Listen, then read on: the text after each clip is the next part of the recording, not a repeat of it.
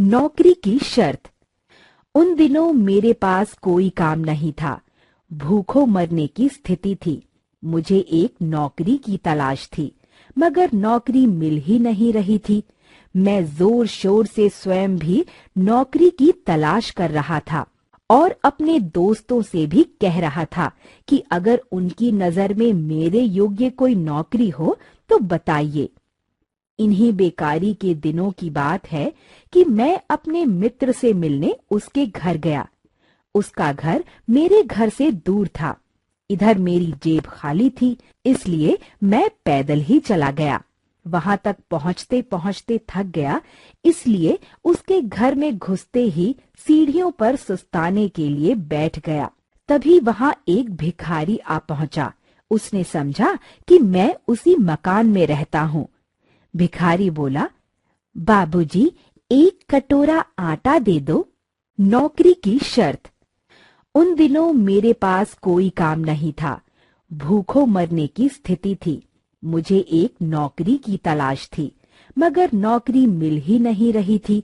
मैं जोर शोर से स्वयं भी नौकरी की तलाश कर रहा था और अपने दोस्तों से भी कह रहा था कि अगर उनकी नजर में मेरे योग्य कोई नौकरी हो तो बताइए।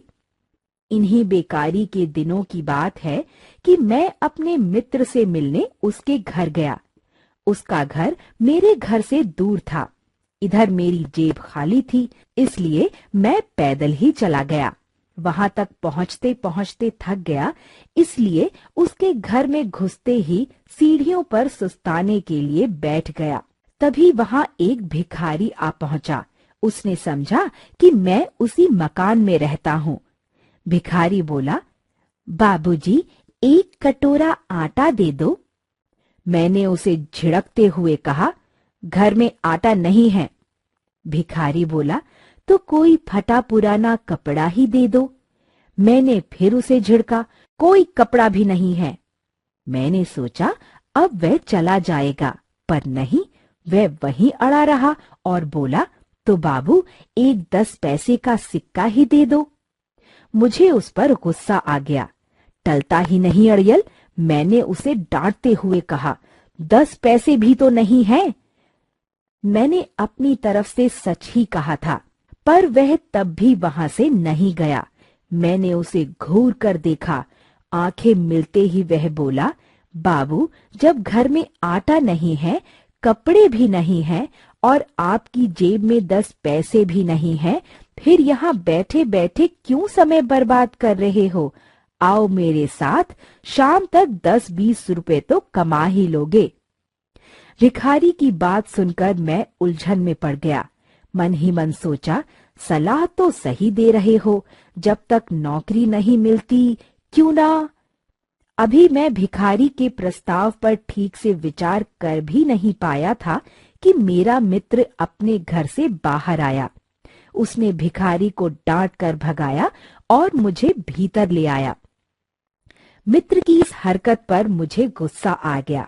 मैंने सोचा, ना ही मुझे नौकरी मिल रही है और ना ही कोई मुझे नौकरी दिलवाने में मदद कर रहा है। जो एक मददगार मिला था, उसे ऐसे भगा दिया जैसे अब मेरी रोटी पानी का इंतजाम यही करने वाला हो। मैं उसके बारे में अभी और न जाने क्या क्या सोचता कि उसने मेरे आगे एक अखबार रखते हुए कहा, देखो, तुम्हारे लायक एक नौकरी है। यह सुनते ही मेरी खुशी का ठिकाना न रहा। अखबार में लिखा था, एक नवयुवक की जरूरत है। काम कोई खास नहीं लिया जाएगा, वेतन अच्छा दिया जाएगा। नौकरी पाने की एक शर्त है, नौकर कभी हंसेगा नहीं। जिस दिन हंसेगा, नौकरी से निकाल दिया जाएगा। इस शर्त के साथ नौकरी करने को तैयार नवयुवक यहाँ दिए गए पते पर आकर मिले। मित्र ने सलाह दी, शर्त है तो अजीब, पर तुम तो यूं भी नहीं हंसते। जब हंसते हो तो लगता है रो रहे हो। अगर तुम कभी हंस भी दिए तो कोई यकीन ही नहीं करेगा कि तुम हंस रहे हो।